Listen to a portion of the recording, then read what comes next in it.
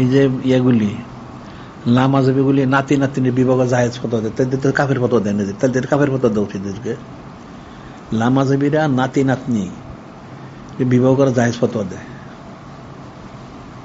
এটা তো আমাদের মাঝামুনি তারা কাফের, কাফের তো ফতোয়া দেয় না, কেউ দেয় না কেন? কাদিনীর কাফের ফতোয়া দিচ্ছে, তাদের কেন কাফের ফতোয়া দেয় না? তাদের দলিল তো নাই। তো অনেক কিছু আছে, ইখতিলাফি মাসালার তো কোনো শেষ নাই।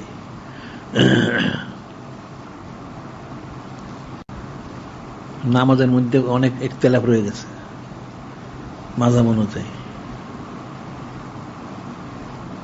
রোজার মধ্যে ইখতিলাফ রয়ে গেছে। মুসাফিরদের রোজার রুখসত আছে, কিন্তু হানাফি মাযহাবে রোজা রাখতে পারলে উত্তম, আফজল।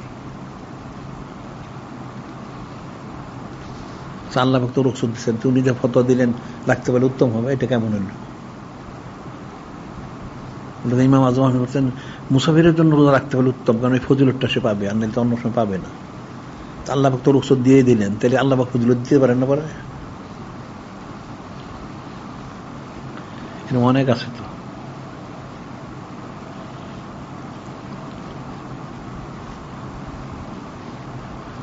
মাসালের তো শেষ নাই, অনেক রকম আছে।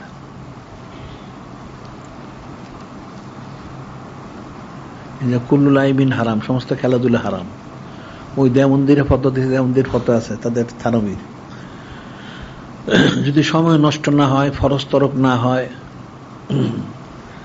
স্বাস্থ্য নষ্ট নয়, তাহলে জায়েজ আছে। নাউযুবিল্লাহ, এটা দলিলটা পাইল কই?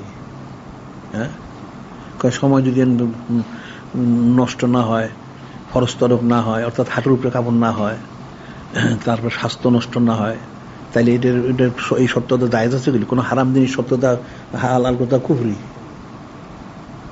হয়ে গেছে, অনেক ফতোয়া তাদের রয়ে গেছে।